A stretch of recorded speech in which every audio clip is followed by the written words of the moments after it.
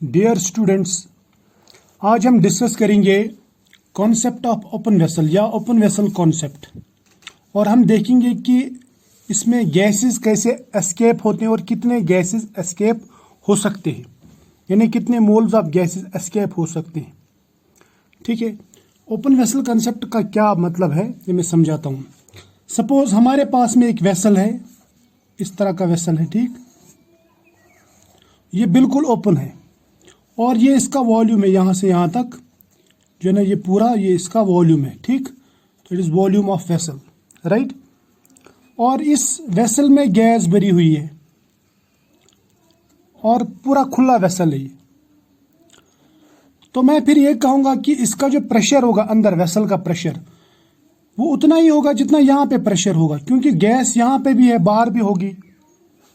तो इसका मतलब अंदर का प्रेशर और बाहर का प्रेशर बराबर होगा। या मैं ऐसा बोल सकता हूँ, यहाँ पे जो प्रेशर होगा वो एटमॉस्फेरिक प्रेशर होगा, एटमॉस्फेरिक प्रेशर के बराबर होगा, यानी कांस्टेंट प्रेशर होगा। और वॉल्यूम भी इसका तो कांस्टेंट ही है ना, कांस्टेंट। ये बात समझ लेना मेरी, मैं जो कहना चाहता हूँ, इसमें गैस भरी हुई है लेकिन ओपन वेसल है, तो इसका मतलब जो एटमॉस्फेयर का प्रेशर होगा वही इस वेसल के अंदर की गैस का भी प्रेशर होगा।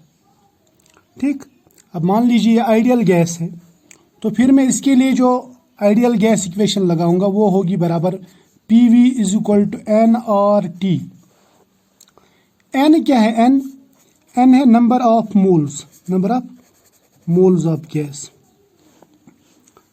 सपोज इस वेसल के अंदर के नंबर ऑफ मोल्स हैं ये, तो ये इक्वेशन इस पे फिट होती है। बात समझ में आ गई? शाबाश। अब देखो, इसको मैं ऐसे भी लिख सकता हूं कि यहाँ पे प्रेशर जो है वो कांस्टेंट है, वॉल्यूम भी कांस्टेंट है, R भी कांस्टेंट है।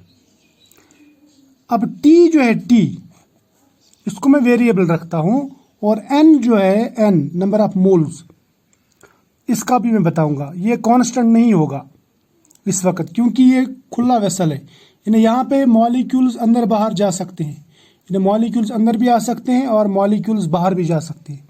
यानी इसका मतलब number of moles of gas बाहर भी जा सकते हैं, अंदर भी आ सकते हैं, यानी ये कम ज़्यादा हो सकता है। So it is variable. बात समझ में आ गई? शाबाश। तो इसका मतलब ये और ये दोनों, यानी प्रेशर, वॉल्यूम और R, ये कांस्टेंट है। तो फिर मैं ऐसे कह सकता हूँ, जो NT है, N और T, NT, ये दोनों ये बराबर होंगे फिर PV बाय R के, यानी कांस्टेंट होंगे ये, है ना। N number of moles into T, यानी टेम्परेचर, ये बराबर होगा PV बाय R, लेकिन P भी कांस्टेंट, V भी कांस्टेंट, R भी कांस्टेंट, तो इसका मतलब इसका रिजल्टेंट भी कांस्टेंट ही होगा। यहां तक तो क्लियर है? शाबाश।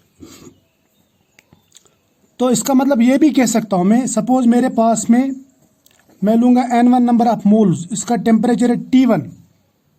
अब कंडीशंस चेंज करता हूं, ठीक, पहले ये कांस्टेंट था, अब कंडीशंस चेंज करता हूं, दूसरी कंडीशंस आती है मेरे पास में। उस वक्त में नंबर ऑफ मोल्स N2 और टेम्परेचर है T2। अब ये मुझे पता नहीं है टेम्परेचर ज़्यादा है कि कम है, लेकिन T2 मैंने कर दिया। इन्हें दूसरी कंडीशंस, अगर N1 इंटू T1 कांस्टेंट है तो N2 इंटू T2 भी कांस्टेंट ही होगा। क्यों कांस्टेंट होगा मैं समझाता हूं।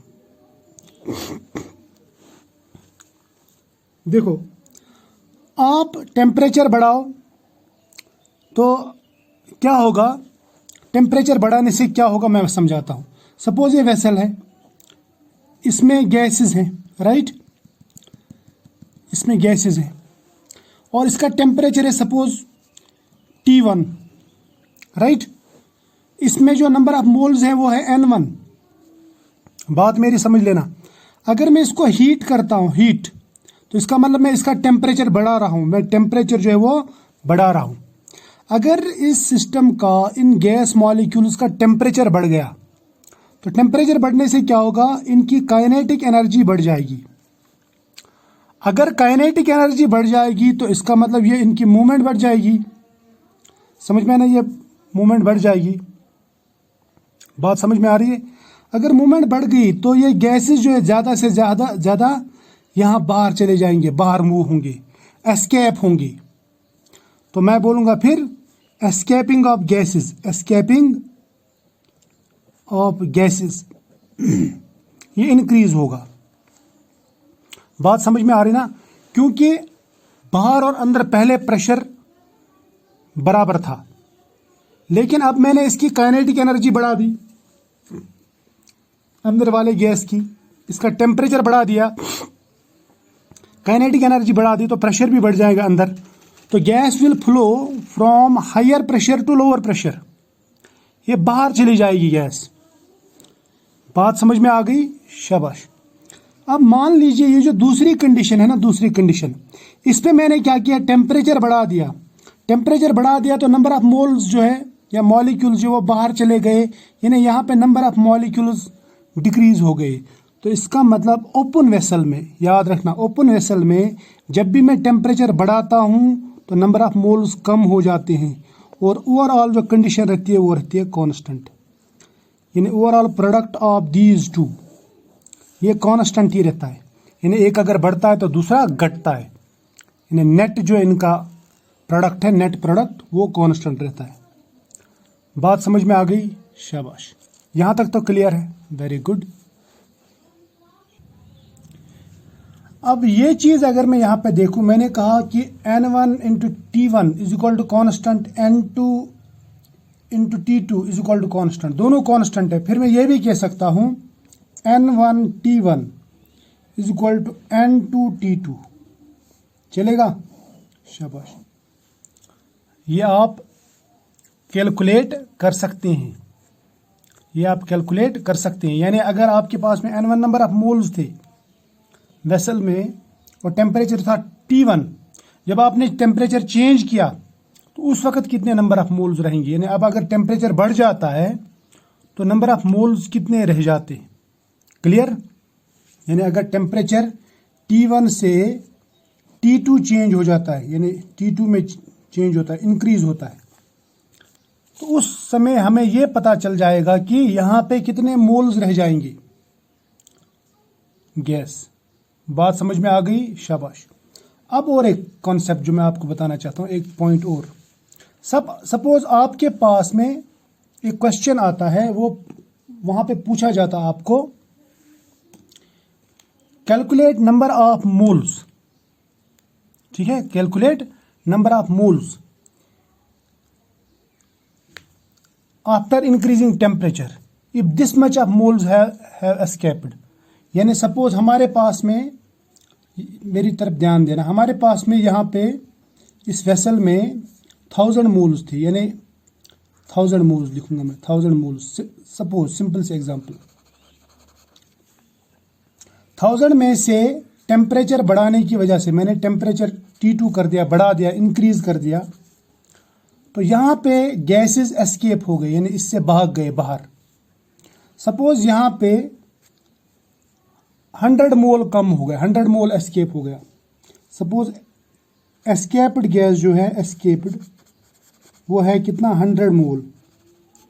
आप मुझे बताओ कि रिमेनिंग मोल्स कितने रहेंगे, रिमेनिंग मोल्स कितने रहेंगे, रिमेनिंग मोल्स। आप क्या करेंगे, आप करेंगे सिंपली 1000 में से 100 निकाल दो तो वहां पे रहेगा 900 मोल्स, है ना? शाबाश। अब और एक क्वेश्चन इसी पे से मैं पूछता हूं आपसे। सपोज मेरे पास में Ni मोल्स थे पहले, Ni या Ni मोल्स थे पहले, और बाद में मैंने टेम्परेचर बढ़ा दिया, टेम्परेचर इंक्रीज किया, तो यहाँ पे मोल्स एस्केप हुए, और उसके बाद में यहाँ पे जो नंबर ऑफ मोल्स रहे इसमें वो रहे NF, ठीक है? इतने मोल्स रह गए, इतने मोल्स पहले थे, अब सिर्फ इतने मोल्स रह गए। आपसे पूछा जाएगा कि number of moles, gas moles escaped कितने हैं, तो आप क्या कहेंगे? आप सिंपली इसी तरह से करेंगे, number of gas moles escaped किसके बराबर आएगा? अभी बाकी कितने हैं और पहले कितने थे, बहुत ही आसान है ना। यानी इनिशियल में कितने थे, मैं कहूँगा वो बराबर होगा पहले कितने थे, टोटल कितने थे, अब कितने रह गए, यानी बाकी कितने रह गए। सपोज पहले थे 1000, अब रह गए सिर्फ सपोज 800, फाइनल में सिर्फ 800 रह गए, तो इसका मतलब 200 जो मोल्स हैं वो गायब हो गए हैं, एस्केप हो गए। ठीक है, तो इस तरह से आप इसके ऊपर प्रॉब्लम्स कर सकते हैं, सॉल्व कर सकते हैं। तो ये बहुत इंपॉर्टेंट कंसेप्ट है, क्योंकि हम जनरली गैसेस लेते हैं क्लोज्ड वेसल में, क्लोज वेसल कॉन्सेप्ट रहता है, लेकिन कभी कभी ओपन वेसल का क्वेश्चन पूछा जाता है, इसीलिए कभी कभी क्या बहुत बार पूछा जाता है, इसीलिए मैंने आपको ये ओपन वेसल का कॉन्सेप्ट बता दिया। ठीक, तो आई होप आपको ये समझ में आया होगा। तो फिलहाल आज इतना ही, मिलेंगे नेक्स्ट लेक्चर में।